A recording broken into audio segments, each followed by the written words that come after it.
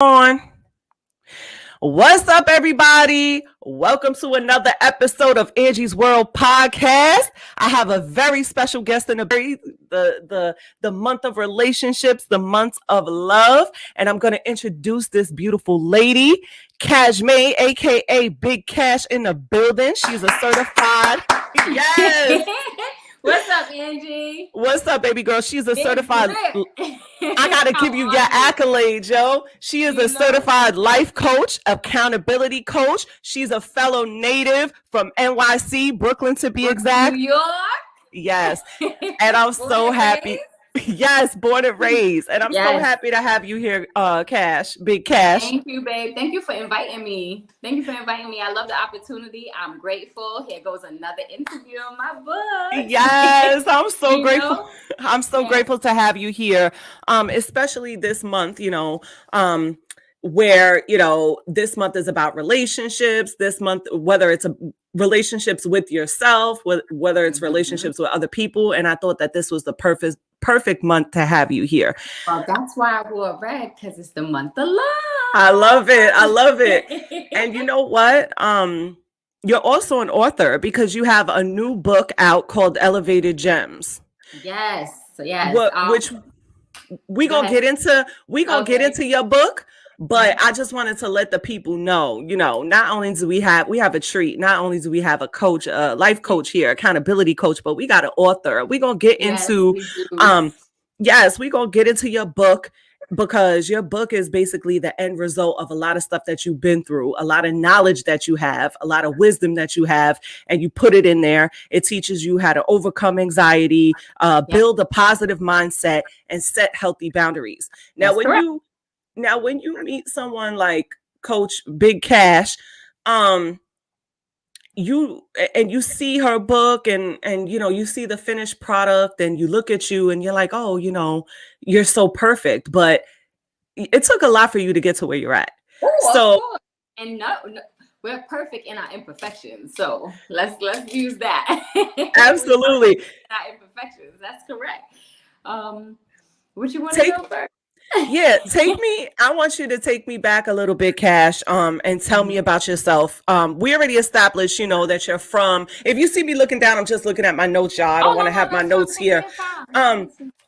So tell me a little bit about yourself, Cash. I know you, but I want the audience to get to know you a little bit. You're from New York. And tell me a little bit about your journey to becoming a certified life coach. Tell me just a little background about you. A little background. Both parents are from Trinidad and Tobago. I'm a Trini girl, a Caribbean. Oh shit, island gal. Yes. Born and raised in Brooklyn, New York. Did everything in New York until I was 30 years old, and then I took my journey to Florida. My husband and myself decided to move to Florida. I actually have 4 children. The reason why we moved to Florida is my eldest son has asthma, and his health can't withstand the cold. So his pulmonologist was like, get him out of there. So we decided on Florida, and it's been a beautiful ride. However, there are some nooks and crannies in there. Where should I start? Okay. I want to help you a little bit.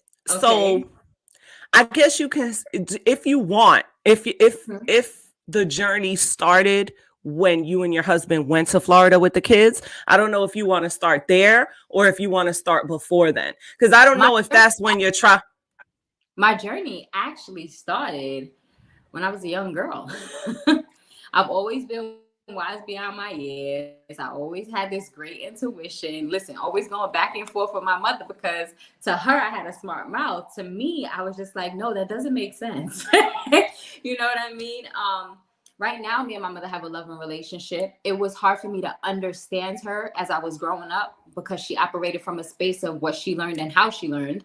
And I was butthurt behind it, right? You know, we use words, but I was definitely hurt prior to, because what kind of love should I say? You know, when you see girls out and about with their mom, nail salon, hair salon, my mother's not that type.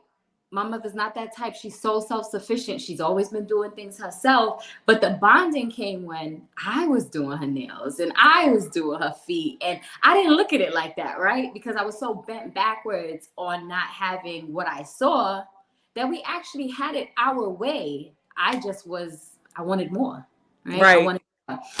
And it wasn't until my early 20s that I realized, I'm like, hold on.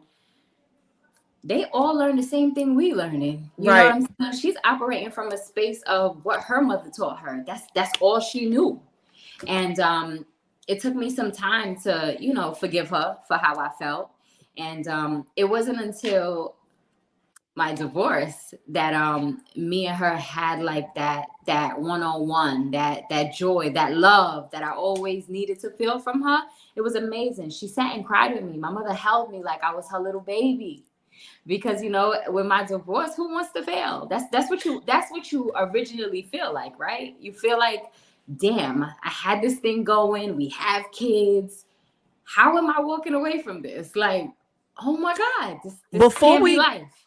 Before we get to the divorce, take me back a little bit, because you said you and your husband moved to Florida for your son. Now, I know that us as women, we try everything before the big D word is on the table and before we go okay, so I'll give it to you. The first 3 years of dating my husband, getting married, we had twins. It was beautiful. We loved. It was love. We saw nothing wrong. We were going at it. Anything you could think of, we was doing together. And I want to say, right, because if somebody talks to him, his story might be different, and that's okay. But I want to say that with the findings of we found out they were autistic. Hold on 1 second, Cash. Can you hear me, Cash? I'm losing a little bit of service with you. I'm losing a little bit of service. You was chopping up a little bit. Let me know. Okay, let me know. I can hear you now, but before I couldn't hear you. You're actually you're chopping up a little bit. It's okay. Don't worry about it. Worst case scenario, you could leave and come back. We'll get this edited. It's not a big deal. Okay. Let me see. Can I hear you? Yeah. You can hear me now? I can hear you now, and you're not chopping up. All right. So you might have to edit it. No, I don't know what I'm It's saying. Okay. It's not a problem. It's okay. With the findings of, we have twins, and they're autistic. My babies loving. We found out when they're 18 months, their 5th birthday is in September. So amazing. And I think that's when the stress took on both of us. Right. He was working late nights. I had to rearrange my entire life at that point to make sure they got the services they needed, the level of care that they needed. With autism, you got early childhood, what they call it? Early intervention. There you go. Mind-boggling. So, you have early intervention. Then with autism, you have ABA therapy. You got everything you could think of. Speech. I don't know why I'm going so boggled today. Speech therapy, physical therapy, OT, occupational therapy, to get them where they need to be in life so you can understand your child the way you need to. Absolutely. Okay. So, I think that took away from us. Yeah. That's a lot of work. The fights got right. It is a lot of work. The fights got heavy. The love started to fade. Sorry to interrupt you, because now you have a huge strain on the relationship because there's a stressor level and everybody takes stress different. So now you love your kids, but now there is a huge responsibility and a huge stress now coming into both of your lives. That is correct. And while I thought I was doing everything correct, we talked about me going part-time, he do full-time, and it was amazing. The beginning of it was great. But then everything started to just come to light. And when I say come to light, it's, now at 28 when I met him and at 33 now, you don't understand emotional intelligence all the way. You don't understand the vetting process. Yep. You don't understand your non-negotiables. Right. Who was writing that down? You know what I knew at 28? even though like I've always been mature for my age, I knew I wanted someone to respect me. I knew I wanted someone to love me. I knew I wanted to be cared for and someone to be attentive and communicate. And he has all that. Yeah. You know, he's a great person. He's a great man. You know, it is what it is. But our purpose, our vision, the alignment.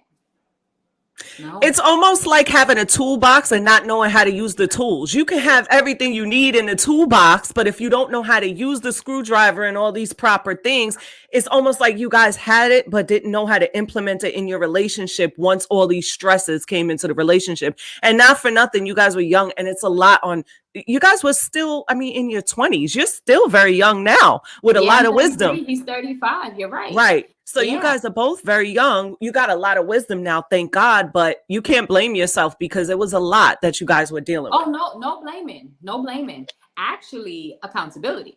Because little do a lot of people know, well, my close circle knows now, I knew when my marriage was over. Right. Like, I knew when my marriage was over. Started writing this year, right? This is my first journal. Fashe, I was on bed rest with our last daughter, and I'm an active person. I'm always going, always at it. So when you tell me Cash, hold on 1 second. I hate to stop you, but I'm gonna have you, Cash, you chopping up again, and the service is a little choppy. I don't know if you should leave and come back. Yeah, I'm gonna have Cash leave and come back because I don't want it to be choppy and then you be disappointed when you see it.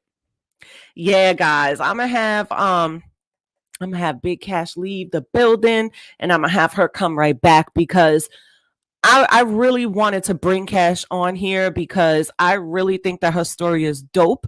And I think that there's so many great points that I want you guys to hear. And I think people could be inspired from her story. And I think that she's such a phenomenal human being. And I want y'all to really, okay, she coming back. Okay. There she go, baby. How is that? Okay, clear. Because I didn't want you, because majority, we've been on 12 minutes, and I want to say maybe 9 out of the 12 minutes is kind of like choppy. The audio was good, but then, you know, I was losing you. It was like pixelated. Okay, so you're perfect. And listen, if we got to do this again, like I said to them when you left, I said, listen, I think you're so phenomenal. And I think that people, I want the visual to be clear as well as the audio, because I need people to hear what you have to say, because I believe that your story and everything that you've been through is going to be so inspiring to people. I think that women are going to look at you. You're so gorgeous. You're so pretty. You're so put together, and you've been through so much shit. and people need to hear this. So if you got to come out and whatever again, we're going to do it like this. So you were saying accountability. You were saying that. Yeah. Go ahead. You got, you know, that's the hardest pill to swallow, right? Heck yeah, man. Facing your own fears. Yes. You know, sometimes you hear other people's story and, oh, I didn't know, it just went there. I knew when it was time to allow him to go his way and me go mine. And it was hard because we did everything. We tried hard. We did marriage counseling. But everything wasn't just his fault or my fault. Right. You know what I'm saying? We're human beings, and we have to live it to understand it. And it took us a minute, him and myself, to make sure we took off the grudge. Right. You know, because when people are hurt and so forth and can't see their way, all you want to do is bicker. And I didn't have time for that. Right. I have so much in front of me. These kids still have to have therapy. You know what? Carrie was born, and you know the first thing the doctors was like was, you know, she's not autistic, right? I was like, yeah, we know. And I told them, I was like, you know, I knew she wasn't going to be autistic because I know she's here to help the twins.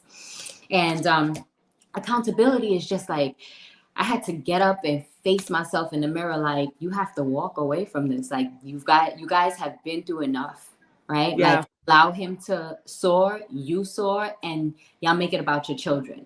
And I had to give a lot of grace. Right. I had to give a lot of grace. Like, he will probably watch this interview and he'll say it too. He'll be like, excuse me. Right. No, but he would more so understand and say, nah, that was me. Like, I wanted to give her hell for a little bit, you know, because the overall of it is We moved down here, you know, all he knew was New York all his life. And, you know, we did it together. And for me personally, we were supposed to be together forever. You guys were building. You were partners. You were building together. It was the disappointment behind it. Right. You know, saying that overall disappointment, like, damn. You know, and he said at first, he was like, in an argument, how you gonna tell people that, you know, it's over? I'm like, that's it though. Like, I'm not worried about people. Yeah. I'm not worried about what's in front of me. Right. So I remember sitting down and having a conversation with him, like, listen, we're done. Like, we're done. Like, this was after marriage counseling and everything. And I was just like, it's over. Mm-hmm. Like, and I gotta be okay with that. You know, sometimes your paths don't cross anymore. Sometimes the alignment is not there. You know what I'm saying? It doesn't make him a bad person or me a bad person. Right. You just got to deal with what's in front of you. What's in front of you now is that I don't mind walking away with these 4 children, trying to get. Exactly.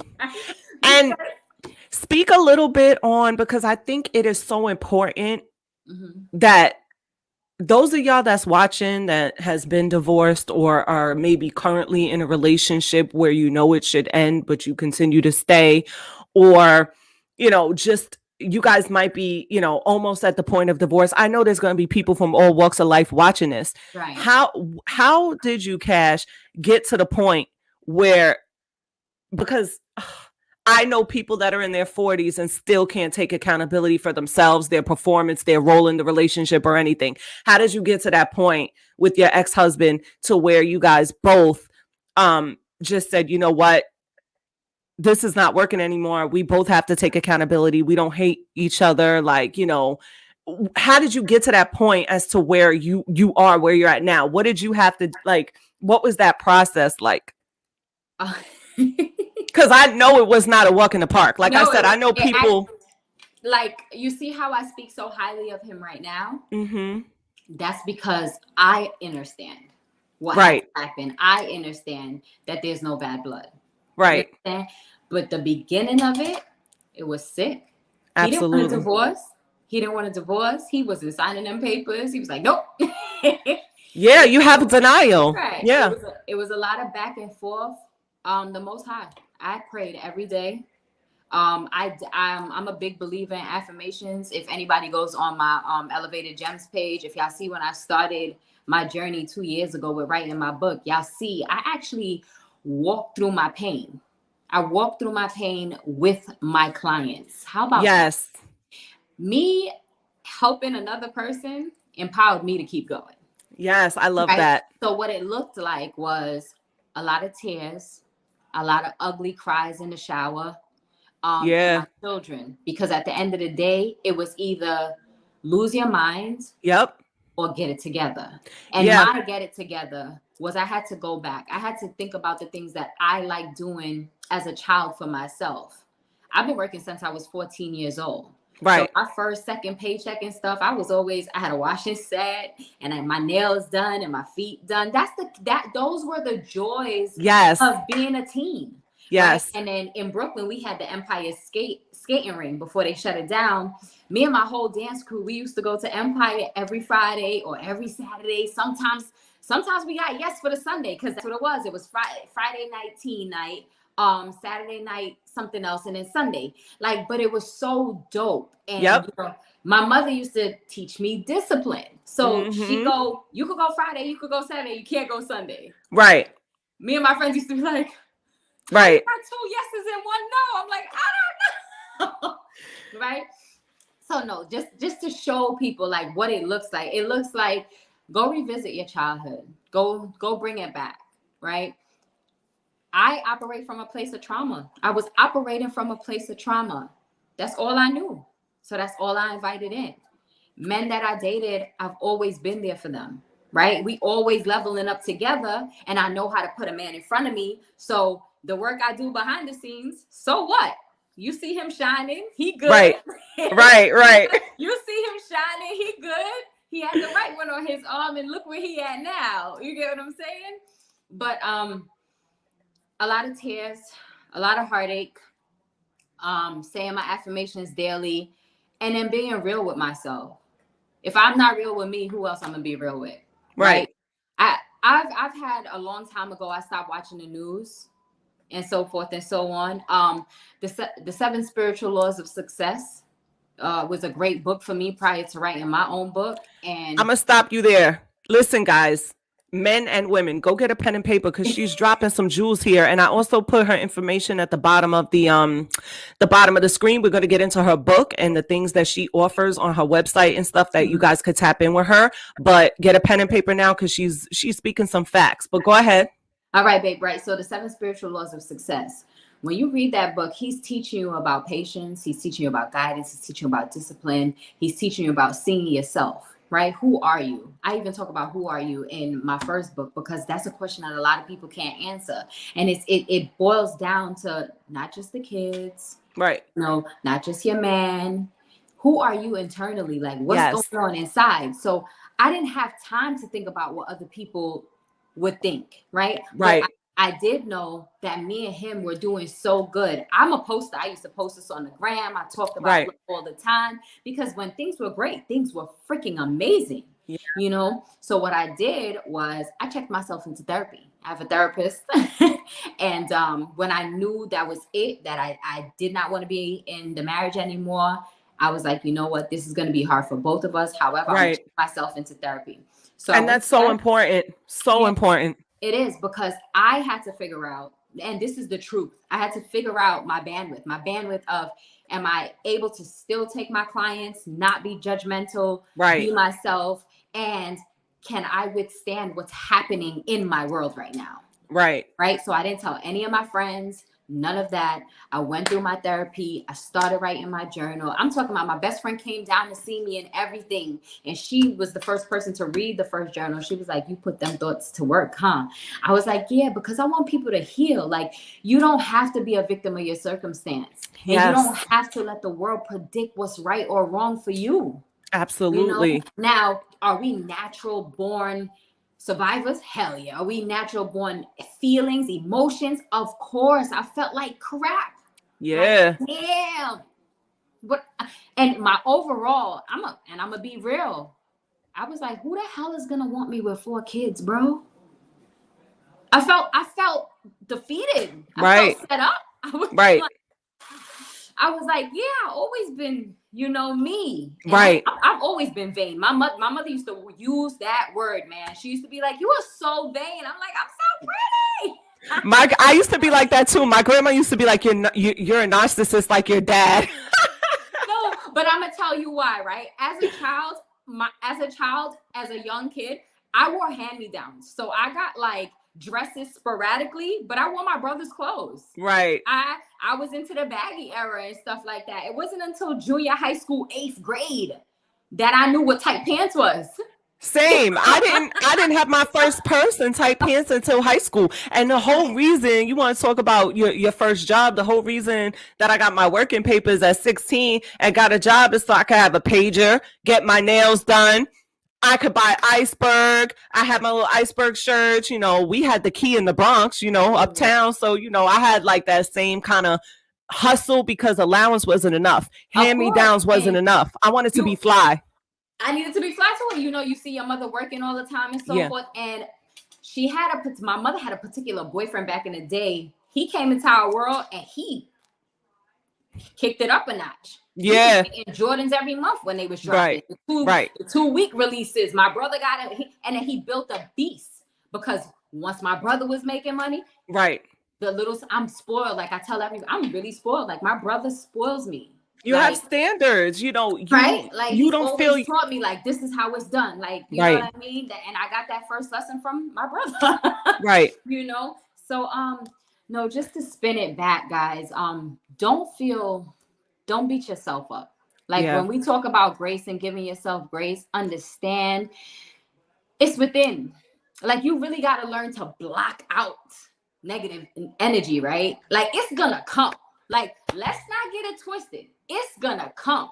It's what you do when it comes. It's your reaction. Believing in yourself is a full-time job every day. What? You know my quote, Angie. It's harder to get up and be positive than it's so easy to get up and be like, fuck this. Yep. You understand me? Now, you asked me what birthed my coaching, right? Yeah. So I was on bed rest with my last child, and I honestly know now that it was stress. Going through therapy and so forth. It was stress because I was putting so much stress on my body, making sure the twins were getting their services and so forth and so on. And then I was falling out of love with my husband, and it took me by surprise. Yeah. Right. It took me by surprise. So I was hurt. I was stressed. A little bit of depression in there. So Absolutely. of course, And you were neglecting yourself because everybody else's needs was before yours, your husband, your kids. You weren't really taking care of you. No, I was finding time to do little things. But when things are so heavy on you, when you don't know if you're going to have, when they tell you stuff like, oh, the twins are nonverbal, they may never speak. Right. And you got to go home and you got to write your affirmations down like, no, my twins will speak. They will speak to me one day. God allowed them to speak to me. Most High tell me they're going to speak to me. They are going to be fine. I'm going to continue working with them every day until, because all I want them to do is be the best versions of themselves. Absolutely. And I say that in all 3 of my books. I just want people to be the best versions of themselves. Neither here, neither there. Be the best version for you. Nobody else can tell you what success looks like for you unless you know what it is for yourself. Absolutely. So tell me a little bit about your first book, because we'll get to the one that you have now. No, let's break it down. Tell me how you got to the point where you put out your first book, where you said, you know what, I'm not going to be in this deep black hole, because here's the truth. Whether you give up on yourself or whether you keep going, either one is going to hurt. Woo! So you did that shadow work. You understand what I'm saying? And you got yourself out of that. And you said, I'm not going to be a victim. I got 4 kids that I have to keep going for, that I got to live for. I'm a divorcee, but at the end of the day, I'm not letting that define me. I'm going to keep going. I'm going to keep doing me. Take us back a little bit to what birthed your first book. Tell us a little bit about that. Right. So being on bed rest, I wasn't able to do anything. And then all the twins therapy turned into just being home. He was on a deployment and I needed something to do, right? Yeah. I needed something to do. I had an old journal. I actually still have it, but I had it because I felt defeated. I'm like, damn, he on a deployment, can't talk to him right now. He can't pour into me. I was pregnant and then the twins were just sitting there. Oh, I did not know what was wrong with them that particular day. Right. It was no babas. They didn't want to play with puzzles. They didn't want to grab my hand and tell me what they wanted. It was just a crying match. Yeah. So I got down on the floor and I cried with them. Aww. I got down on the floor and I just started crying with them. And the next day I woke up and I was like, why don't you do something you always loved? Right. And I was like, well, I can't call my dance crew and say, yo, can y'all fly to Florida so we can have a class? Or can we dance? You know what I mean? I was like, you know what? I'm going to write. So I went back and I started writing and I started to see all my old affirmations. Right. And where I am now, right? You see am, you see how you use words, right? So yes. Where I was at the time, after schooling and learning and so forth, I was like, man, let me just see. So I started writing and I hit up my best friend. I was like, maybe I should make this into a book. She was like, maybe you should. And once she gave me that clarity, I was like, well, it's going to be in a book. So I just had to figure out what was my plan, right? Right. What was my plan? And my plan was, I didn't have one, Angie. I was just like, I want people to know that it's okay to feel. Right. I want them to know that it's okay to fail, because without fail, you're not going to succeed. Right? Absolutely. Without fail, you're not going to succeed. And I just wanted my thoughts out there. And I say it all the time. If I would have just touched one person, I did my job. You know what I'm saying? Absolutely. If I put it out there and only one person bought it, I did my job.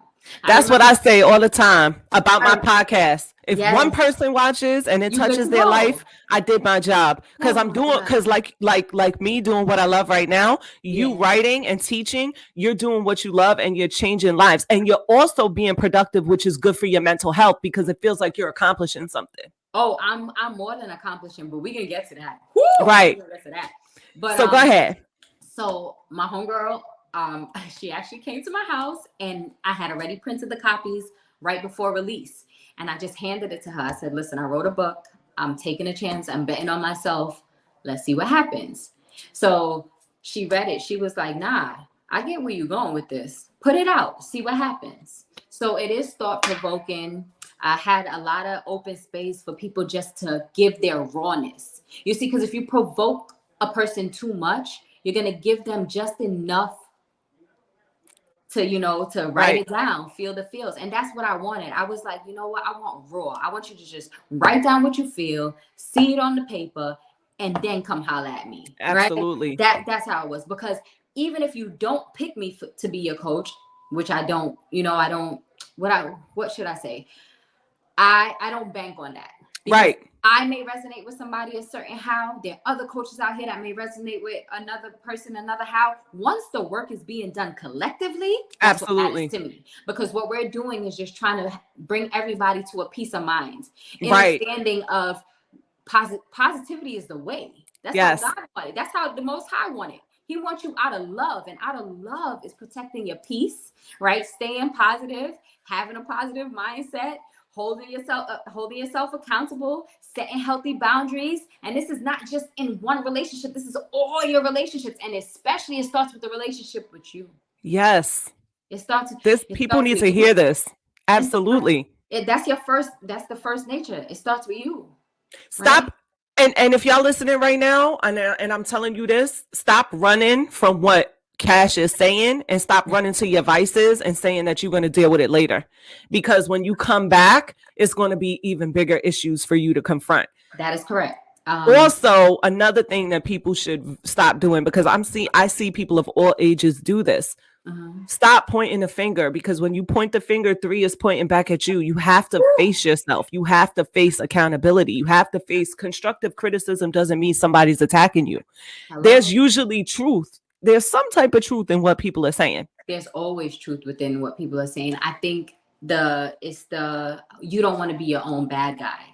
Yeah. Like, oh my God, why does anybody see me? Why do you see yourself like that? Absolutely. Right? That's kind of like when people are being nasty and mean to you and you don't know what to do with it, and you just got to sit there and be like, that's not for me.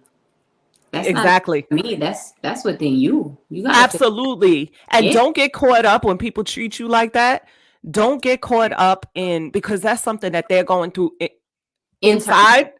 Don't get caught up in being a people pleaser. Everybody's not going to like you. And just because somebody may be going through something and treat you a certain way doesn't mean that there's less value in you. You shouldn't chase people liking you. You should say, okay, that's their thing. Let them deal with that. And I'm going to be me regardless, because I had to learn that. You know, I'm always so jovial and I'm always so like, you know, outgoing, and I love people. Yeah. And if I encounter that type of energy, and I'm like, back in the day, I used to be like, is there something wrong with me? What is it that I did? You know what I'm saying? And then beating myself up. Then I had to realize, listen, my job is not to make everybody like me. My job is not to make everybody happy. My job, you know, I could put the good vibes out, but if they don't want to take it and they want to be a bitch or an asshole, well, that's on them.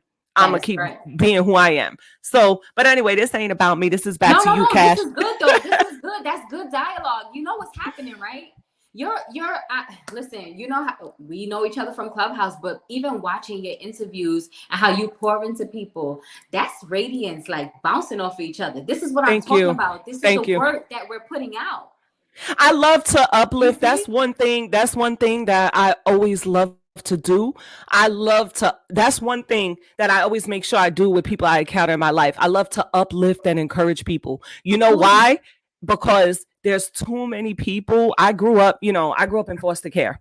Okay. And so, you know, you encounter people, you know, I've had so many forms of abuse in my life, and one day I'll go into story times, but it was a lot of verbal abuse. And a lot of people, when they're unhappy, whether it's relationships, foster moms, whatever the case is, a lot of people like to degrade, abuse you, belittle you, make you feel like you ain't never gonna be nothing, make you feel like you are a POS, you know what I'm saying, a piece of SHI took, you know what I'm saying, and you know, go through bullying, treat you like crap. So there's 80% of people in the world is going to try to bring you down. So I try to be that small percentage in the world that uplifts people, Okay. compliments them, pours into them, uplifts them, And empowers them. That makes me feel good. I'm here. Is that why I'm here? That's why you chose me to come on your cast, right? It only makes sense. Yeah, because good people. You love exactly, good people. Exactly. And Cash, like, she's a good person. And I see so much greatness in you. And that's why I want to uplift and empower you and put you on my show. Because not only am I letting you know that what you're doing is helping other people, but you are going to inspire and uplift other people. And them tapping in with you and getting your books and tapping into what you're doing is going to change the world. You change the world one person at a time. You understand what I'm saying? And that's why I said, even if you get through the one person, that was it. That's all I wanted. Absolutely. So back to your first book. So you put out the journal, you put out the book. I put out the book, and it gravitated to everybody. Everybody was ready for it. Everybody was ready for it. Like, I got people I went to high school with. I had strangers. I had people Colorado, this, that. I'm like, wait. Oh my God, this is happening. But then the feedback, the testimonials. Yeah, the testimonials of, hey, we really out here needing to heal. Let's do it. Like, you did something of greatness here, Cash. Don't stop. Absolutely. Right? Now, just think about going through all my little heartaches and so forth, but I still found it in myself to do good, because that's just who I am. It comes natural, right? So me putting this journal together and putting it out, and then I saw the testimonials coming in. I started coaching, and this is how I started coaching. I had a book launch, my first my workshop book launch for Fashe, and I did it out in Brooklyn, New York, where I'm from. Brooklyn. And one of my closest friends put me on the spot, because I had just finished coaching her in some things that she was going through, and she was like, I don't know why this girl will not sit and get this certification. Like, you've been a coach for how long?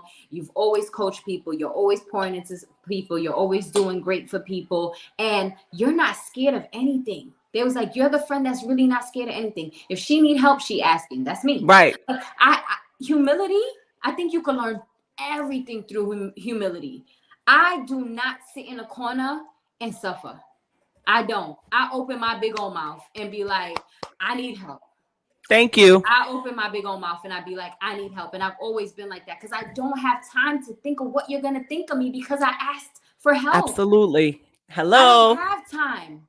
I don't.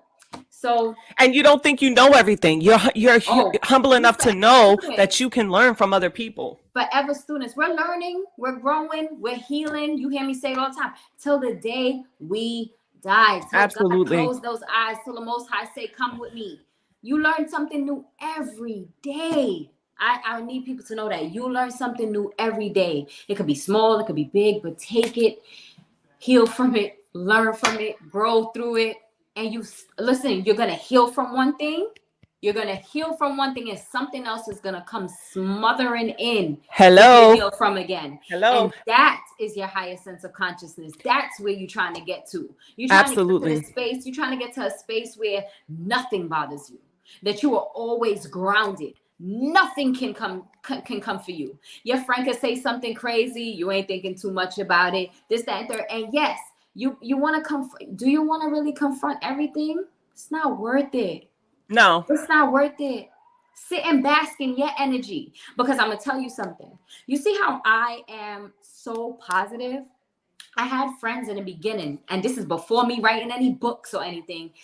Cash, how the hell are you so positive? This just happened. And we're 16, 17, right? And I'm like, look at the brighter side. Absolutely. We're optimists. Right. People say that to me too. Oh my gosh, Angie, they used to be like, shut up, we'll call you back. Click. I'm not changing. Absolutely. I'm not changing. I'm going to stay just like this. I'm going to be the granny of the group who, oh my gosh, how she knew that? I didn't know. It's the other side of which, like, you get what I'm saying? Like, you go through one thing. It's A, B, C. What are your options, right? Either of these three things could happen, or nothing can happen at all. Absolutely. I'm going to give you each option. But yeah, my friend birthed my life coaching certificate. She was just like, listen, you got to do this. So I I came back to Florida. I looked up some things and I was like, all right, you got to sit down. You got to get certified. I went to Miracle Mind Coaching. Great program. It was so good. I also did New Skills Academy. You know, it's being recognized by the state of Florida as well. It's amazing. It's amazing. Congratulations. All and picture, and guys, she's doing all this while going through a divorce, having kids, and so I don't want to hear any excuses. That's why mothers, people who got a lot on your plate, I want y'all to tap into Cash, because she is living proof that all of this stuff, and listen, she did this with four kids, two autistic kids, a divorce. Like, there is no excuse. Go ahead. My journey is bigger than me.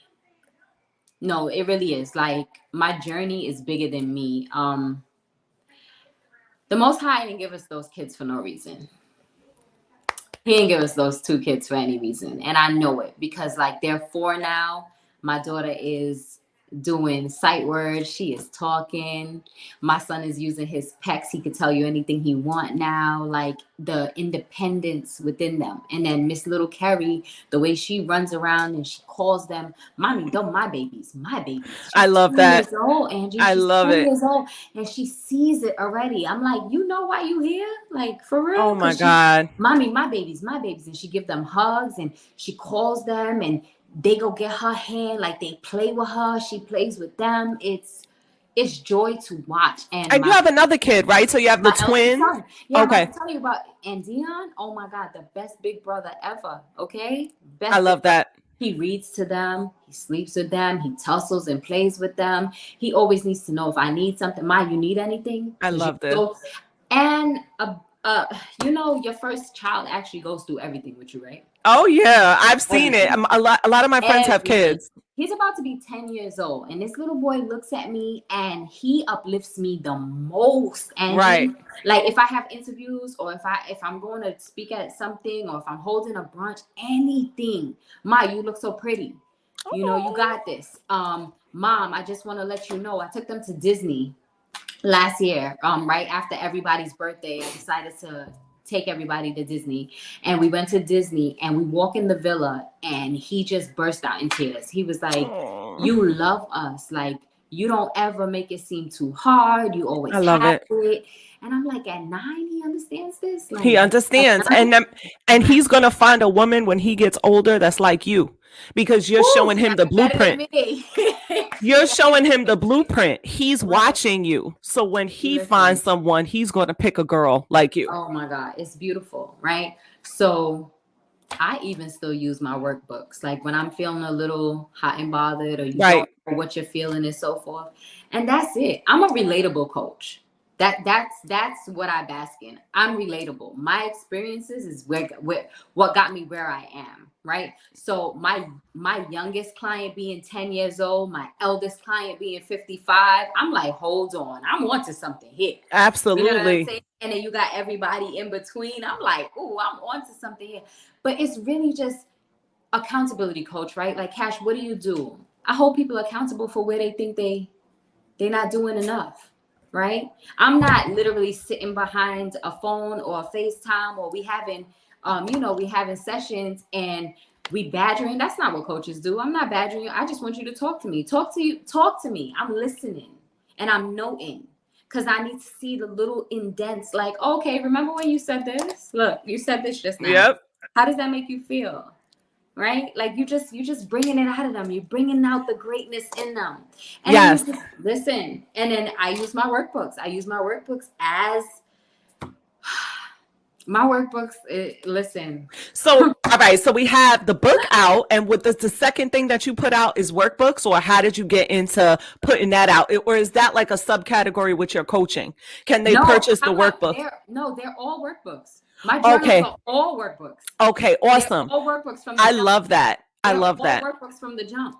Because, so Fashe, let's just get into it. Fashe is thought-provoking, right? It's your traumas, your past fears, anything that you feel like you can't come out of, I bring it to light, right? And all I did was put my affirmations in there, ask you some thought-provoking questions so you can get where you want to be, right? And where you want to be is like, damn, I didn't see that before.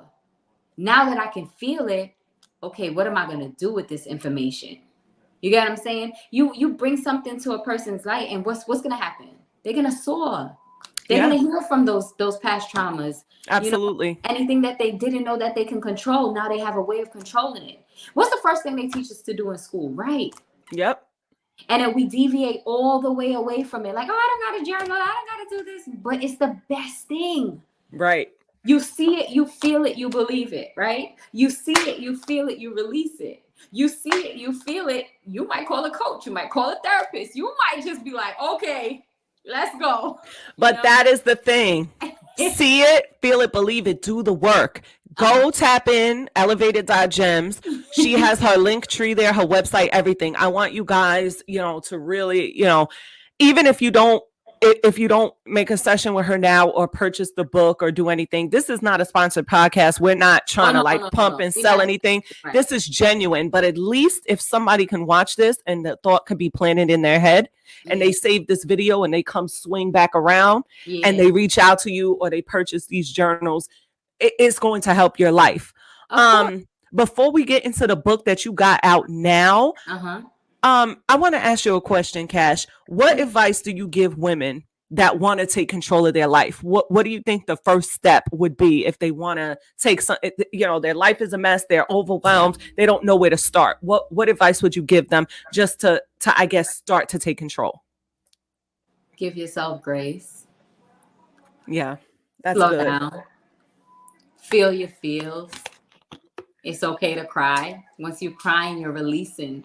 When you cry, you're giving yourself a rebirth. It's a renew. What would I say? I told myself, you don't have time to figure out what anybody else is going to think. You have these 4 beautiful children in front of you, and you got to put on for them, whether they know it or not. Yeah. They may not understand it now, but they'll get it way later on. Absolutely. Right? Oh my gosh, that question is so broad, but it's so deep, Angie. It's like, okay, so I gave myself grace. What does grace really look like? I need you to feel what you're feeling, right? I need you to be okay with your hurt, right? I want you to be kind to yourself. You're not stupid. Life happens. Forgive yourself. Yes. Forgive yourself. Trust me, I've been there. I had to come out of it. Mm-hmm. That is another story time. I probably, you know what? Maybe when I do that story time, I have you and I have you on that episode too. Okay. But I'll come up with like a theme for that where we can really unpack that. But you're really speaking facts right now. We're giving yourself grace. Absolutely. So you just said a big part, forgiveness, right? Absolutely. And forgive yourself.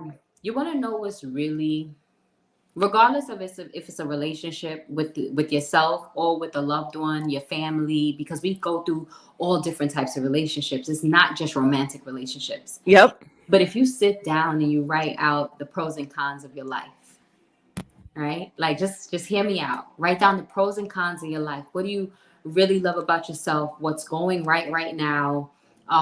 What's next for you? Positive, right? And then if you can be very real with yourself and write down your cons. What hasn't been going right? What revolving door have you keep hitting, right? What keeps you down, right? What financial burdens are you still, going through? Like what keeps going like this? Yep. What's stopping you? And if you can sit down and now hold yourself accountable for these cons, right? While forgiving yourself, because this happened, right? Yep. Why did it happen? Hello. After the why, how am I gonna fix it? Yep. Right? And after the how, where's my clarity through it? That's it. Where's my clarity? Like, okay, it happened, right? Why did it happen? How did it happen? What am I doing next to fix it? What am I doing to prevent that it never happens again? That's it. And you start with that, guys, for real, because you will not believe. Mm-hmm. And it's easy to say. You see, that's the thing. It's easier said than done. Right. But it's not. It's your mindset. Change your mind, you change your life. Yes. Once you change that little bit. Yep. It's that little bit. So change true. Your mind, you change your life. And when I tell you, I swear, when you see your wrongs, right? We're so bent backwards or being perfect. Who taught you need to be perfect? The society, we make up society. I always say this on stage too. Stop doing what society deems fit. Thank Do you. it your way.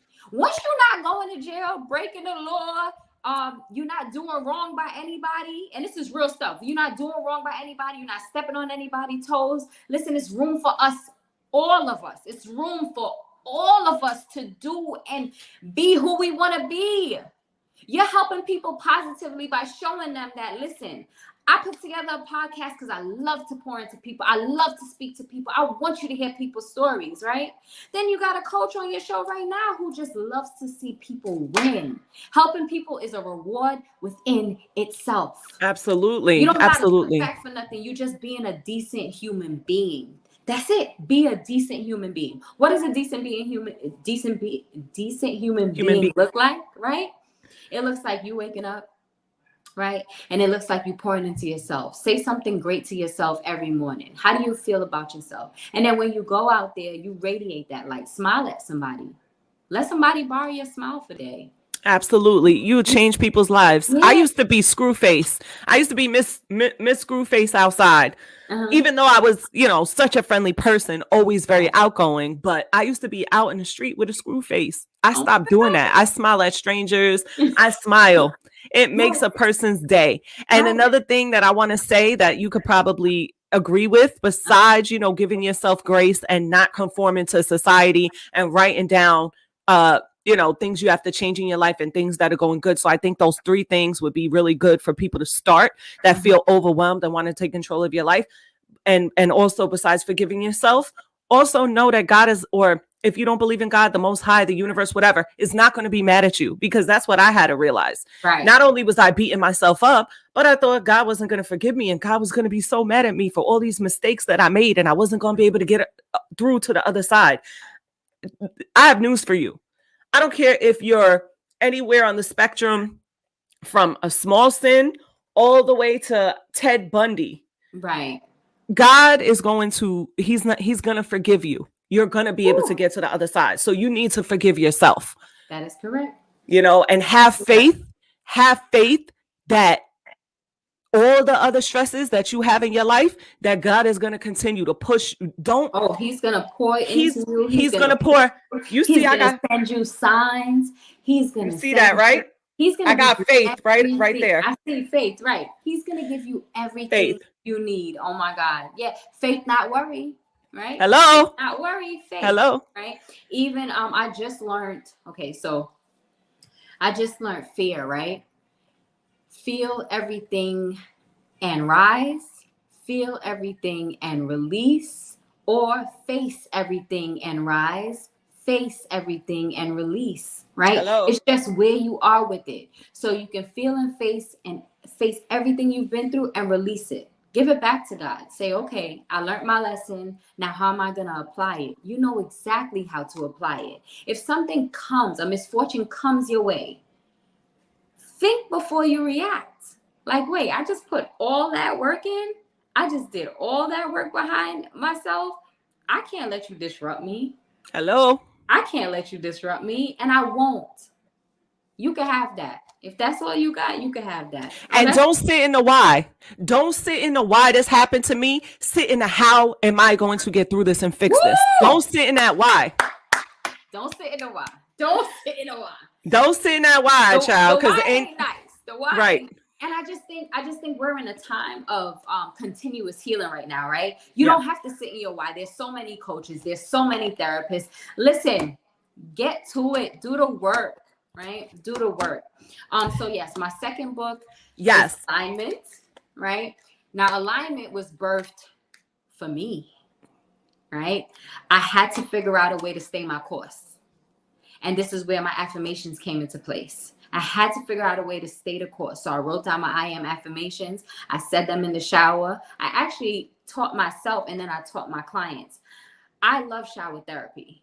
Like, I love to be in the shower. I love water. I love water. I love water. So showers is my thing. So I used to put my shower on, light a candle, and I would say my affirmations in the shower at the end of the night. That's like Coach Christina. She loves baths. Right. Oh my God. Yes, she loves baths and I like showers. Oh my God. Oh, alignment. Hello. Right. Hello. Yeah, she loves baths. And you see, she loves baths. No, you got that right. Yeah, she always in a bubble bath. She loves Yep. It's the water sign. She's a Cancer. I'm a Pisces. Oh, y'all are water signs. Yes, I love that. Yes, no wonder y'all could get into my heart because I'm a fire sign. And Coach Christina is like one of the only people that can make me cry. I always notice with water signs like Pisces and Cancers, like and Scorpios, those are the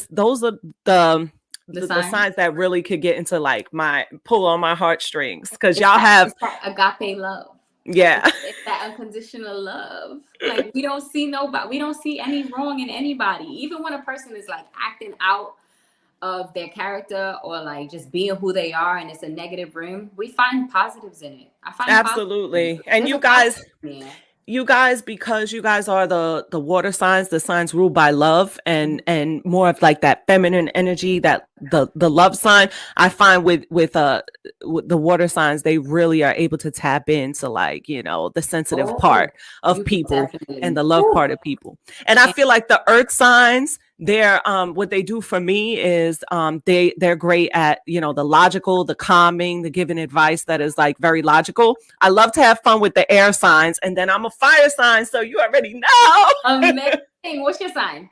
I'm an Aries. You want to know something? What?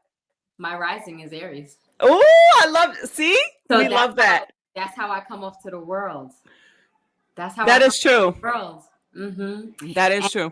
It wasn't until I got older and I started learning about all these things, I was like, oh my gosh. I love that.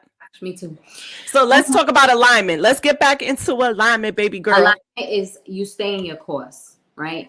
All these affirmations in here is about top tier, continuously showing up as yourself, right? Being open, being honest, still thought provoking, but now you can't slip. Ain't no slipping. All right. You want to double back? Let's double back and only see positivity. That's all we moving through now.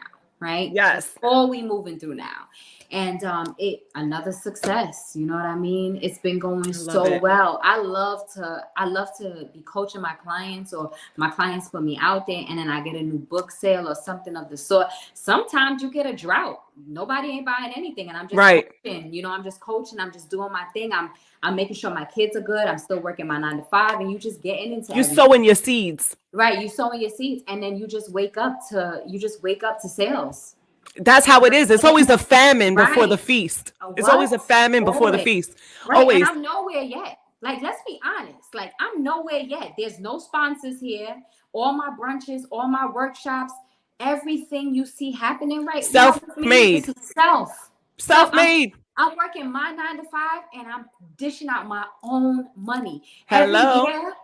Every year for the past couple of years, 4 years, I've been giving back to women's shelters and I haven't said anything. The first year I said anything was last year because I just felt so good. Yeah. So I finally said something about it. Like, this is what I'm doing. I did it on my birthday. And no, I've never been in a shelter, right? I don't even know what that may look like or what it feel like, but I know what it's like to pay my rent and not have food. Hello. Wake it up. I know. Wake it up, please. All right. I know what it's like to work a whole long day at your doctor's office and the girl's like, you good? And you fronting like, yeah, I'm good. Right. Do you know how many people, and I just want to wake this up for everybody. Mm-hmm. Do you know how many people in New York City work from 5 o'clock in the morning to 8 o'clock at night? After they pay bills, buy a coat, pay light, pay the rest of their bills, they still have to stand on that line for the pantry. Right. Everybody that's standing on the line for the food pantry is not only homeless people or drug addicts. Wake it up. It's people that are working 9 to 5. So yeah. And let me show you something, right? I don't want to cry. My openness and my humility, my mom. That lady has taught me so much. I've watched my mother stand on a pantry line. Hello. Not because we needed it. But my mother does not think that you're higher above because people have less. Absolutely. I've watched my mother stand in a pantry line and collect double, come home, package it out, and give it away. Me on walks. Absolutely. But Angie, look what she was birthing though. I used to get mad, or I used to tell my friends like, yo, come walk with me here real quick. My cart full. They like, where you going? I'm like, I gotta go drop this off to this person, this person, this person. They like, why? Because of my mom. She said, go do it. She's instilling that in you. Right. She said, go do it. And I didn't think about it, right? And then upgrade from pantry, I watch her do groceries and give away. Then I watch my mother cook and give away. You know what I mean? Like, you could never go without. You came to my house and you was hungry. My mother was in the kitchen cooking, just spicing up a meal. That's one thing. You never deny nobody food. What? That's one thing I am very, very, very strict about. And it's the openness of the mind where everybody is like, oh, I'm top tier, are you? Because I treat the janitor and the waitress and the CEO Wake it up. The same way. Because from you.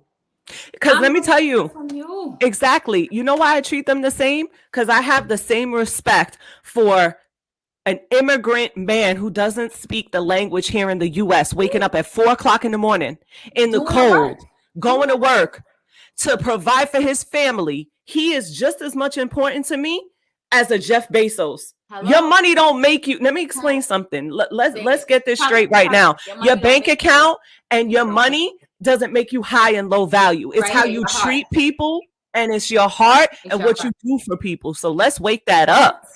What? And it's so crazy because you just sparked that just now by asking questions, and I'm just like, yo, my mom. Right. My mom, I watch this woman I watch her give back. I watch her just give and love on people her whole entire life. Absolutely.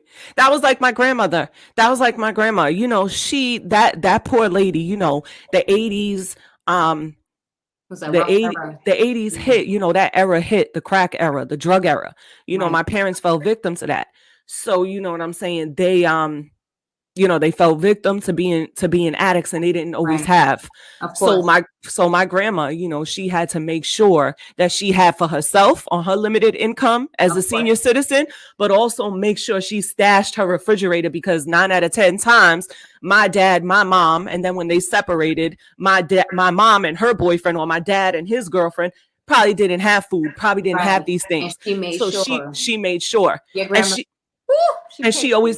She always made sure her regardless if I was in foster care or not, or, you know, my brother or sister, you know, were in foster care in the system, she always made sure that she had that lifeline to us, that every time I went to go see her, we went to nice fancy restaurants, or, you know, she gave me what she could. Like, my grandma always held it down, you know, and then my grandparents took care of me, you know, my mom's parents took care of me until they died.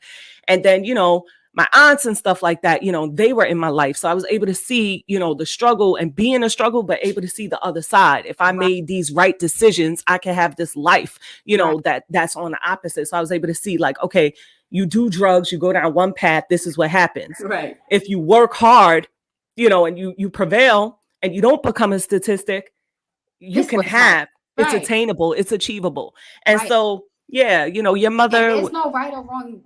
There's no right or wrong time to start. You can want to change. You want to change your life right now? Do it. Absolutely. You want to change your life right now? Do it. Absolutely. So, Cash. Yeah. While this you telling me about your mother and what she instilled in you is a perfect segue to this next question. Okay. Who are your mentors? We're going to talk about that, and then we're going to go into your book now. And then after that, we're going to play a little games, because I don't want to keep you here all night. Okay. You know what I'm saying? Even though we talking that talk, we still going to talk and have our thing. But who are your mentors? Who are the people that inspire you? Okay, so so far so good. You know, Coach Christina Lynn. I love her. Shout out to Coach Christina Lynn. God bless you. And then, like, let's go on the Instagram forums so people know. But Jay Jetty. He's really good. The Indian guy. I love him. Yeah, Ileana Speaks. I love her. Okay. The way she demands her presence in your life and tells you, like, you here now? I'm changing you, right? There ain't no going back. But those are some of my mentors, and I love honestly, my friends are my mentors too. I love that. Friends are my mentors. You want to I know love why? that. Because they don't stop. We all on a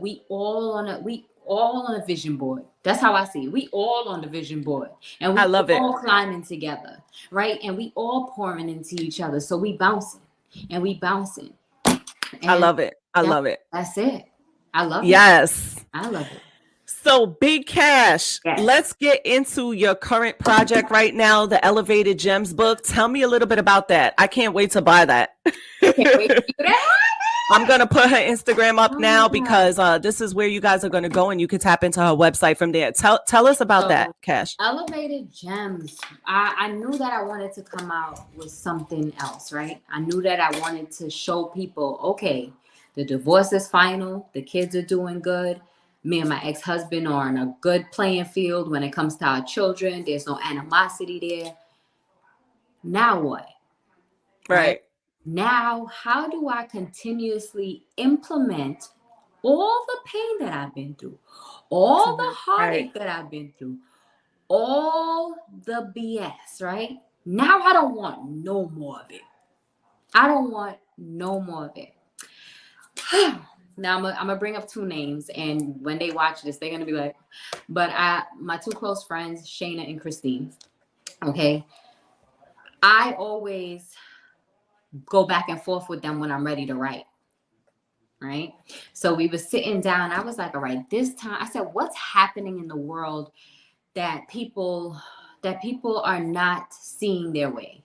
Right. And I realized you could talk it. You could talk the healing, talk the growing, talk the learning. Mm-hmm. But now I said, Kashmir, now that you understand more, right? Now that you have learned more, what did you do? Right. And how did you do it? Right. How can you help now? Right. So through therapy, being back in school, pulling out my old workbooks, pulling out the love outside of me, I transformed these two combined and I exalted. Right? So now that I exalted, you see how this says, I am love, I am peace? Yes, put it closer to the camera so we can see it. Yes, now we can see it. Perfect. It says, I am love, I am peace, right? Yes. Because I am love. I am peace. I love me. I don't care what is happening outside in the world. I have to protect my inner. Wake it up. I have to protect my inner. So now I said, but what did you do? So I started writing it down. Positive mindset. Holding myself accountable. Yes. Setting healthy boundaries. Living gracefully. Even down to my exercise routine. Yeah. Right? So what I birthed here is everything that I've learned. It's in here. So y'all better go get that because I know I'm going to get my copy. And now I'm giving key points. Mm-hmm. I'm not touching the surface. I'm giving key points. Like, you want to find your happiness? It starts within. Let me show you what I did. Yeah. Here you go. Right. I'm going to show you how I did it. And I want you to implement it in your life. So this is my baby. Of course. This is my baby. Like, it's like so in alignment, it also has continue showing up as your highest self, top tier. That's one of the affirmations actually in this book. And I was like, nah, that's a subtitle. Like, you need people to know to wake it up. Right. Wake it up. Right. And one of my favorite, regardless if I only touch 30 to 40, 100, 500 people, Angie, one of my favorites that I'm always going to say, it's in my second book. I'm about to read it to y'all on purpose. You'll never achieve the goals you have set unless you're clear on what success looks like for you. You heard what I said? Yes, ma'am. It's not going to be clear unless you know what success looks like for you. Not what it looks like to the world. Not what you should be doing.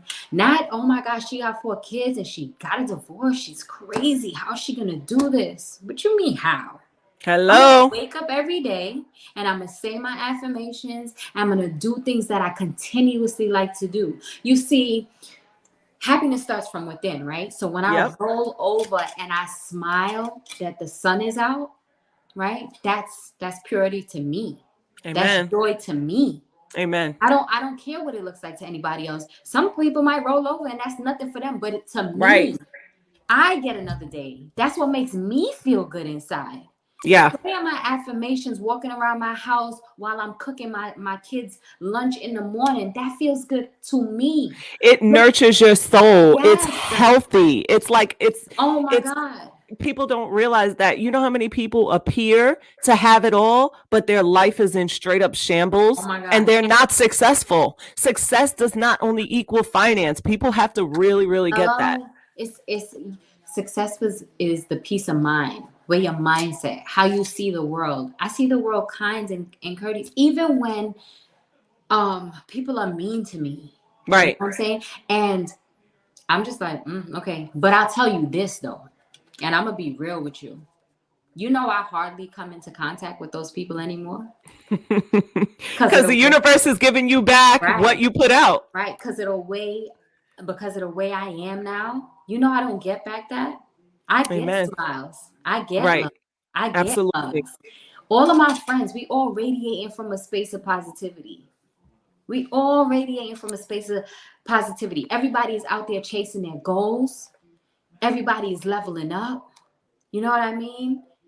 Oh my God. It's I the love it. I mindset love it. shift, right? We are exalting into our higher self. You know that? Absolutely. And Exalting. it's work. People have to Oh my realize that God. every day you have to make up your mind to have a good day, to say Yes. these affirmations, to Oh my continue to God. do this work. So And that's what when I'm saying. I'm Go sorry. ahead. No, you go. No, that's why it's like so important to do this stuff that you're saying because Oh you're my giving God. people the formula, the blueprint, the hello, this is elevated gems. Wake it And, up. and they really think it's hard. It's not hard. Mm-mm. Start with something. Start with something that you love doing. And I like to go back. What did you like to do as a child? Right? You want to know why you don't do it anymore? Because society said at a certain age you were supposed to stop. Hello. Adults And that's don't do that BS. anymore. Adults don't do that anymore. You get to a certain age and you got to do this. You got to, no. No. I'm going to do exactly what I want to do for me. So, yeah, Absolutely. I still call my friends, yo, let's go to brunch. Yep. And my homegirls and me still be on FaceTime loving on each other. I still get up and I put my music on and I dance in my mirror like we were 14 back on that stage, winning competitions. Yes. Because Okay. that's you. That's who Yes. you are. And music is me. Music is me. I'm not a Same. singer. You know what I'm saying? I'm not a singer, anything like that. Just music. I love Bob Marley, love Mm. Barris, love Sanchez, love Sade, love Kenny G. Oh my God. Like even some of the new people, yeah, I'm there with it, I'm there. Right. But I'm such an old soul. I'm such an old soul that all the old music does something to my soul. Same. Okay. I'm a music head Yes, all the way around. Grass and the Isley Brothers. Like we could New Edition. Let's Boys to Men, Wake it up. Miranda, Man, SWV, Escape, Escape Total. Like, Intro. oh, if it ain't 90s R&B, I don't want it. Exactly. Exactly. No, you know Holla. what I mean? And 90s hip hop too. I'm playing. Oh my God. But girl, listen, I don't know how else to say it, man. But helping others is a reward within itself. It makes me feel good to hear Absolutely. people doing good after a hard time. It makes me feel good to Tell know me, that you don't have to stop. absolutely. Tell me, besides this book, Mm-hmm. what I saw that you have a website. What else could they tap in with your website? Can they sign up for your classes? Is there merch available? Tell Okay. them how to tap Yeah. into So you. all three journals are on my website. Also, I do consultations, of course, coaching sessions. You have the coaching bundle. You have everything up there that you need. And my workshops are gonna be it's gonna be nice though. Like I'm literally just gonna I'm gonna start coaching group wise. But I love that. it's gonna be small groups. Like, a lot of people don't like to do one-on-one or they may need to hear someone else's story before Right. Right. So I've done 2 already, but I've been asked to bring it back full throttle. I So love now when that. I bring it back full throttle, it's probably going to be on Zoom or FaceTime. And listen, I give them 30-minute coaching. Like, let's get into it. It's nothing crazy. Just let's do it. Because I also still have my outside clients, you know. And you know what's really crazy? Angie, a lot of people want to heal. A lot of people Yes. want to do better for themselves because Yes. you'll be surprised. Like I remember my first year, I coached for free. Right. And that was because I wanted to know that I had it within me to actually give out some information that mattered. Right. Right. And that's just it. And once I saw I was doing the work and I was getting results, I put prices on it. However, me Absolutely. putting prices on it, my prices are the way they are because I believe that you shouldn't have to spend a whole lot of money to heal. Right. And she's very affordable, I'm guys. very affordable. Like I don't feel like you should have to find the digs of your means to come see me. You know what I mean? No. Right. You know, and then I double back on my clients as well. I'm always checking in on them. I give free sessions to them. Like, you know what I'm saying? So I love that. But the group wise, they want me to get back on the group wise. And what I'm going to do is I'm going to teach my book. I love that. The masterclass of elevated gems. Yeah, I'm going to teach my workbooks, but it's not going to be out for anybody. It's literally going to be me going live, telling them about the workshop, they clicking in, and who wants to sign up, sign up. I'm not going to make it, you know, like how everybody else is getting into. It's not for me. That's not for me. Yes, and I'm going to have all in the description of this video. I'm going to have all of Big Cash, Big Coach Cash. I'm gonna have all her stuff in the description. I'm gonna have her website in there, her Instagram, the link where you can go get her books. Tap into her. I have a feeling that a lot of people are gonna be connecting with you after this. So before we go, I'm sorry? I said, I can't wait. Yes, I can't wait too, Cash. I love it. Before we go into the hot topics and the game that I want to play with you, tell me what you're excited about in 2022. You already said that you're going to start your new coaching stuff, the group sessions. Tell me what else you're excited about. So, oh my God. Graceful Goals Partnership. Me and my partner, Daisha Griffith. I love her to death. We actually have partnered into doing wellness retreats. And oh my God, I'm so excited. I'm signing up. Oh my God, you're gonna be on our third one because the second annual one is in 2 weeks, Costa Rica.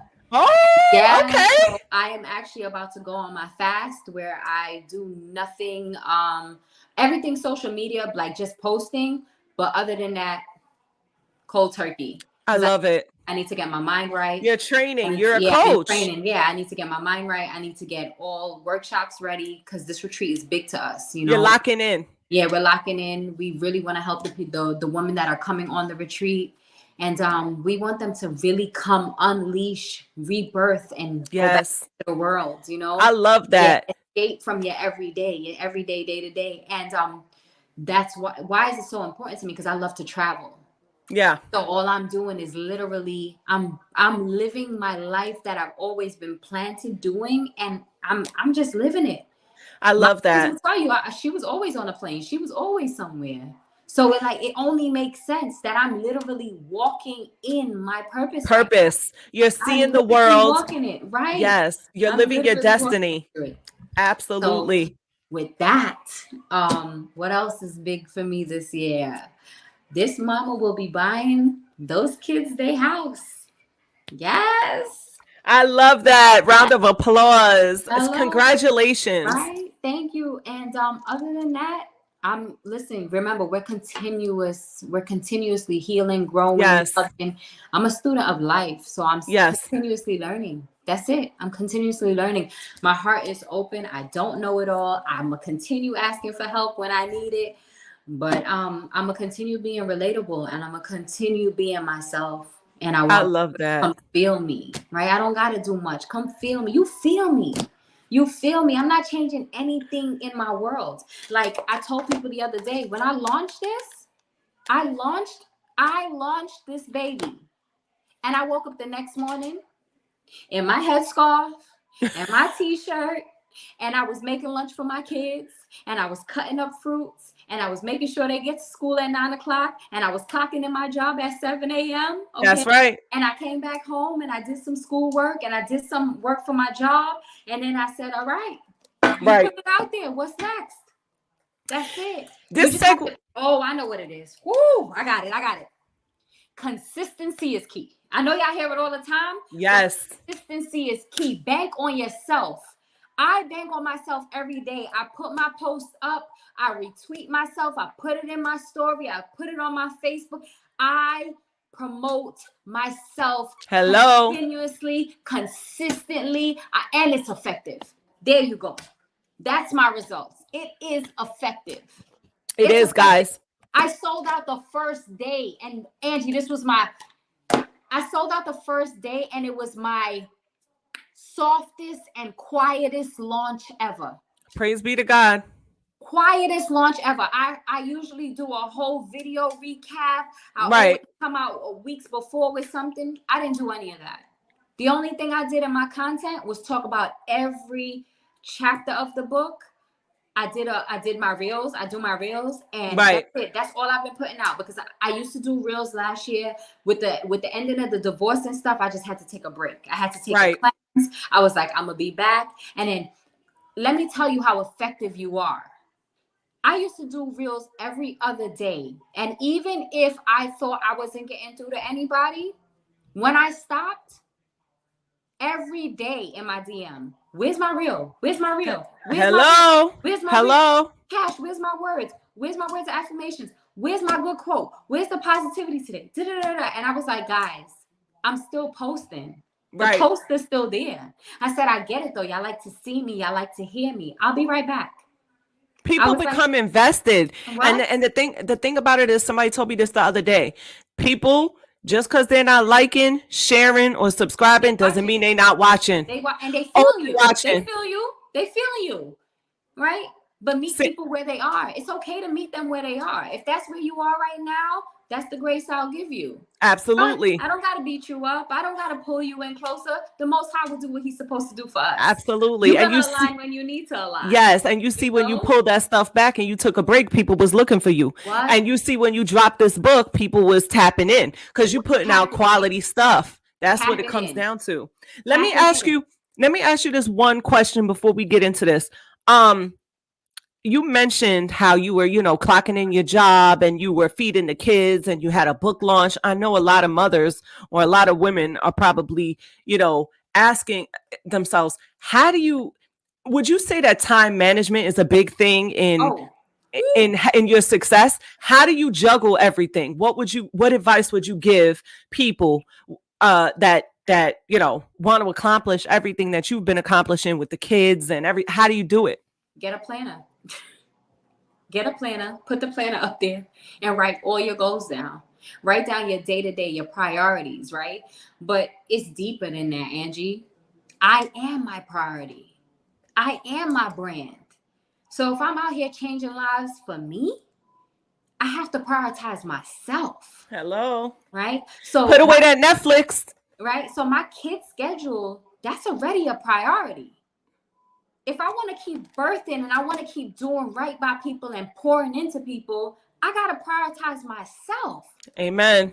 So I'm going to clock into this job, right? And I'm going to make sure I get these kids to school on time. And I'm going to cut their food because they got to eat properly. And I'm going to make their food from scratch because I want to know everything that's going into their body. Amen. Right? And then I'm going to make time for myself. Yes, I have a nanny. I had to prioritize and save for a nanny. I had to budget in a nanny because with a nanny, I understand everybody can't afford it. I get it. I understand. You might have a friend that might be able to take your child for a couple of hours. You might have grandma or grandpa who might take the child for the weekend. But when that happens, right? When that happens, just don't go back home and sleep. Maximize, right? Maximize your time. Like, I'm not saying rest isn't important, right? But if grandma took the kids from Friday to Sunday, go back home Friday, sleep. But Saturday is game time. What do I Exactly. have to do, and what do I need to finish, and how I'm gonna pour into myself? And everybody's Absolutely. not an entrepreneur, so it don't have to be entrepreneurship. Right. It could just be you going and get a massage, get Yep. your hair done, have a good meal, do something that makes you feel good. Absolutely. Do something that makes you feel good. I remember just getting up and going to take a walk. I Yes. love nature. I love outside. I used Paint to your walk. toenails. What? Freaking read. Read Organize a your book, house. journal, take everything down, clean it from square foot to inch, and put it back up. Yes. Do something. That's Yeah. it. Do something that you love. And that's why I said go back to your childhood and really pull from something that you love to do. Who said Yes. you can't do it now? You can do it now. Yes. Tap into that. You can tap into yourself. But no, time management is everything, Angie. Like, and for me personally, you see how I like to write everything down? I bought that dry erase board and it's on my fridge, and everybody's schedule is on there. There you go. My up and coming schedules are on there. Everything that I have to map out is on there. But it's my will. It's the will and power in me. It's my power within that makes me go this hard. It's really I the love power this. that makes me go this hard. Like, think about sitting down and you watching your 4 kids, and I'm like, y'all did not ask to be here. Yeah. That's 1. 2, you're my gift from the Most High. 2, 3, let's go back to what's the rituals? Train up a child. If I don't figure this out and how to keep myself afloat, what am I going to do to them? There you go. What am I going to do to them?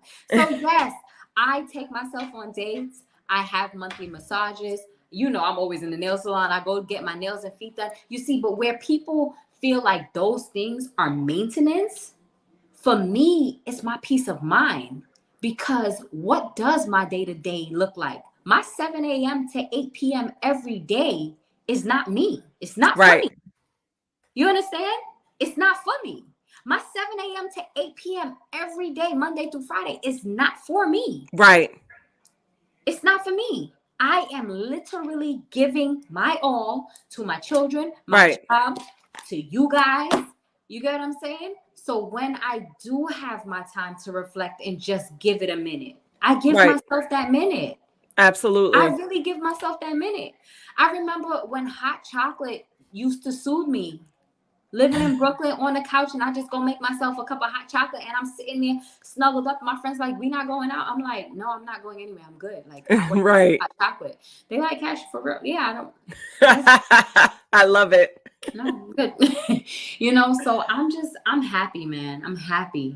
I have wonderful people behind me, pushing me, loving on me, pouring into me as I do the same. I'm talking about, I have friends who's in the business, right? Not just coaching. I'm talking about, I have entrepreneur friends who are learning the ropes in certain things. Angie, they giving me gems for free. They calling my phone, sending me ads. Yo, do this, do this. Yo, this is what's in for entrepreneurs. Go get this. And I'm like, oh my God, they setting me up. They setting me up, so I'm going to be great. So you have people uplifting and empowering you as well. And that's what I love too, because people do the same thing for me. You know, you, Coach Christina, y'all send me stuff, books, reels, constantly pouring into me. My girl Gigi, always empowering and uplifting me.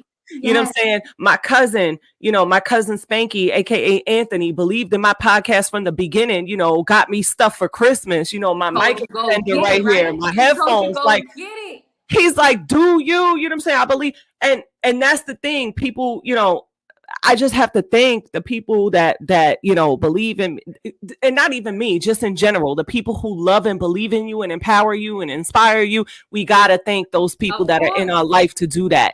And in turn, we give that to other people. So shout out to you, Cash. We're not going nowhere yet. We're about to play a game. Okay, let's go. Let's go. So you can relax now. You know, the interview part is over. You don't have to do no more work. It wasn't too hard. It wasn't too crazy, you know. No, I know you was relaxed from day one. I know you was. This is why I was talking about being relatable, right? You do have some people that can get on here and do it thoroughly and do it right through. That ain't me. I like my pen and paper. I like to write. I like to think. I like to let you know that, listen, that thought was a little bit, but hold on, I'm going to bring it back and I'm going to figure it out. Yes. That's me. That's why Yes. I'm relatable, because I'm just going through my experiences live and direct and raw. Absolutely. And you're your authentic self always, and that's what I love about you, and I'm so happy to bring, you know, this interview to the people and put this out there. It's such a treat for me. You asked me, you was like, you gotta come on my podcast anytime. Cash, you're a friend to me, you're a friend to the show. Anytime you have something to promote, anytime you want to come up here, you just let me know. Be like, yo, Angie, I got something to say. I got this book, I got this, anything that you need. You always have a platform and an outlet here. And thank you for, and I really appreciate you. So and I really appreciate you too. I'm sending love and hugs. I mean, they don't know, but we know. Yes, shout out to us. Shout out to the Real Relationship Talk on Clubhouse. Shout out. That's family. Yes, shout out to. That's our family. That's our fam. Shout out to. Absolutely. Shout out to Queen. Shout out to Dr. Z. Shout out to Coach Christina. Coach Christina, Lynn, Matt, Gigi, everybody over there. Maya, Ebony, Lisa, Ron, Carrington, DA. Absolutely. Island. We could keep going. Beef bars. We could go on all night. But let's get into these hot topics real quick before we gotta let Cash go, because she got a lot of things to do. You know what I'm saying? She's a real important boss. Biatch. Nah, I'm getting to it. Humbly. But I ain't dimming my light no more. Absolutely. All right, Cash. So I think that we're gonna get into one hot topic before we play this game. I don't know if you're aware of what's going on with the Kim and Kanye situation. No, go ahead. Give me a little bit. Well, they're going through a divorce now. And Kanye West has been, the divorce seemed amicable at first. Everything seemed okay. But recently, Kanye West has, gone public with the fact that, this is his first divorce. And he feels as though he's not being respected as a father with 50-50 custody. He said that he doesn't want his daughter on TikTok. And against his wishes, the mother keeps putting, the child on TikTok with makeup on. So he's come out and he said that. Another thing he said is that, people are spinning the narrative that he bought the house next door from Kim Kardashian. But when his parents divorced when he was younger, his mother moved him to Chicago and told his father, if you come, you're never going to see your son again. So he said he's not going to let that narrative happen to him. So he bought the house next door so he could be there for his kids. Another thing, he came out into the public and he says, I want to take my kids to Chicago to, I don't know if it was like a basketball benefit game with the Donda Association or whatever, but supposedly Kim is not letting him take his kids there. So it's like one thing after another that Kanye is coming out. His first thing was he wasn't invited to Chicago's birthday party. So he came out public and said, this is crazy. And so, Travis Scott and Kylie, they gave him the address to where the party is. And it's just right now, the whole thing is messy. Kim has responded through her publicist. Well, she made a statement and Kanye is saying the publicist is writing this, and they're just fighting and bickering back and forth. And it's almost like the kids are in the middle.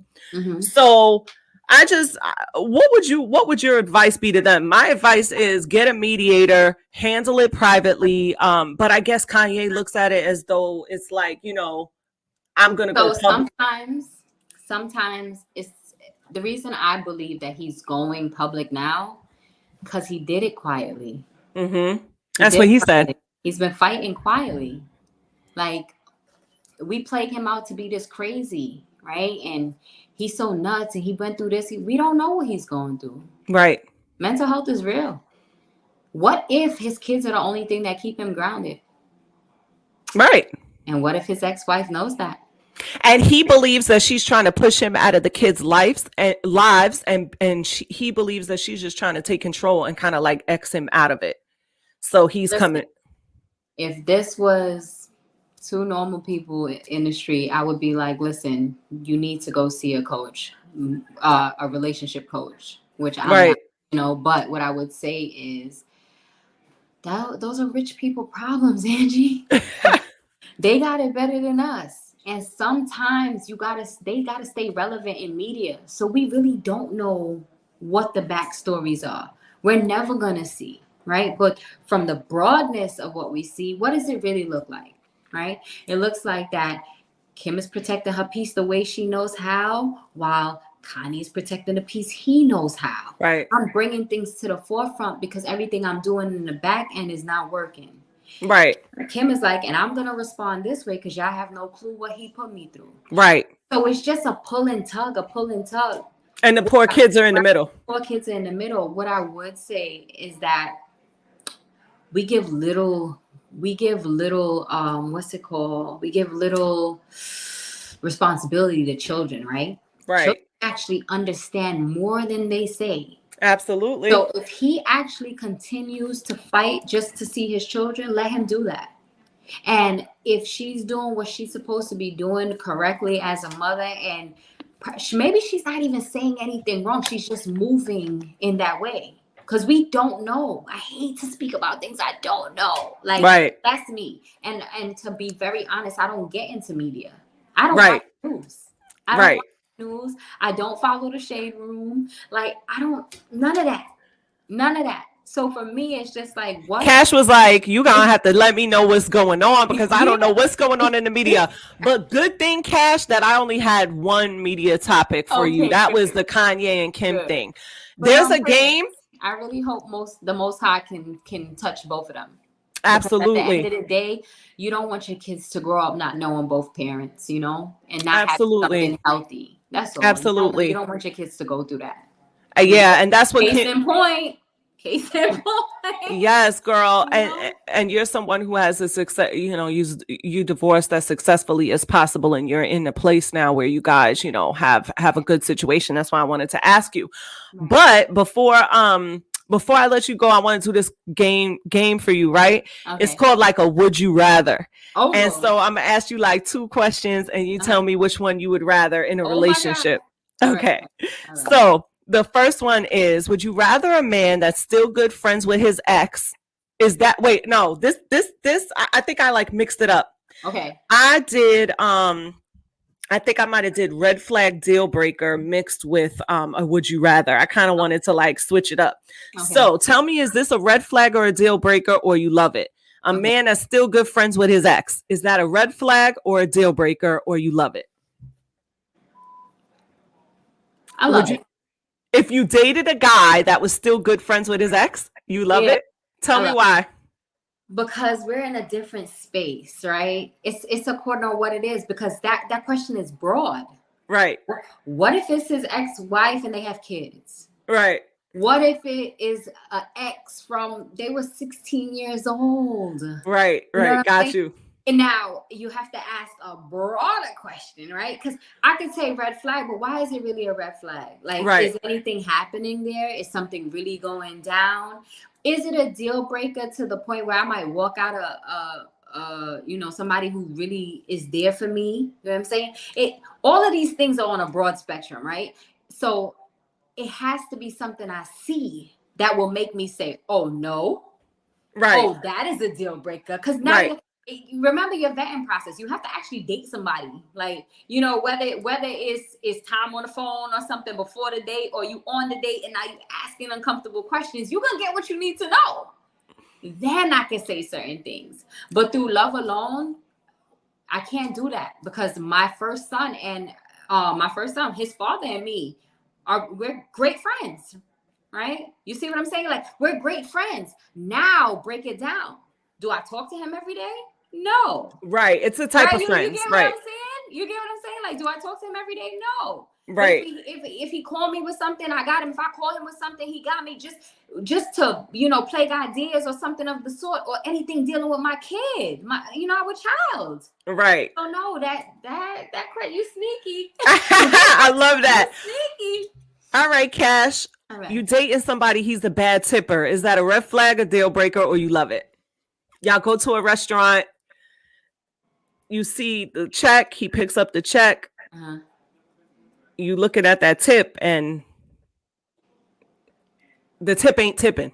So what do you think? Is that a red flag for you, a deal breaker, or you love it? It's an anomaly, because I'm gonna have to go on my purse and take out the rest to tip. And then we gonna have to have a conversation. So that's a red flag. That's yeah, a red flag. Right? Like, okay, yellow. Okay, that's caution. But it's a yellow flag because now I want to know. Like, is it that you really wanted to see me, didn't have enough for the tip, or the bill kind of threw you over and you only put that? Or is it that's how you are all the time? Right. You would have to peep. Right, because things get tight. You know what I'm saying? Doesn't mean that we're not supposed to go out on a date and have a good time because things are tight. He still was able to afford dinner, right? Right. So, no, like, did you only tip her $5 because that's all you felt that she deserved, or you didn't give her the full 10 because, you know, let me know. But that's the thing. Right. I want to see how open a guy could be with me. Right? So that's a yellow flag. That's a little Got it. yellow flag. Same. You know? Okay, you're dating a guy. Uh-huh. They hate texting and they refuse to do it. Red flag, deal breaker, or love it. They hate texting and refuse to do it. You better call me every hour then. What? Nah, you see, you killing me. I'm a phone girl. So I rather, like, I understand texting and sending is quick. We all at work and stuff like that. So I love texts, right? But I also like voice notes and I like the phone. So the quicker you call me, we get to go. Right, so, right. Listen, now if you would have said he don't like phone calls, I would have told you deal breaker. Because I need to hear your voice. I need to hear from you. I need to play what's going on. Right. Yeah, you got to give me a balance because if you own, right. Mm-hmm. But nah, yeah, I think I'm the anomaly on the show now. I play too much. All right, Cash, your date is short. Is that a red flag, a deal breaker, or you love it? Like, I'm talking extremely short. Oh no, that's a deal breaker. I'm with you on that. That's a deal breaker. Because the only thing that can stop that date is your mother, your kid. You get what I'm saying? Your parents. So yeah, like immediate family or your child. You know, like immediate family or your child. Because I don't see anything else in the world that would say, you know. Right. Because nobody's really planning dates around their work schedule. One. Right.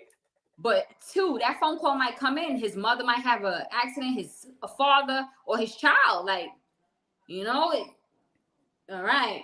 You know, so immediate family, immediate circle, or your kid. Yeah. Absolutely. All right, Cash. Your date is older than 30 with 3 roommates.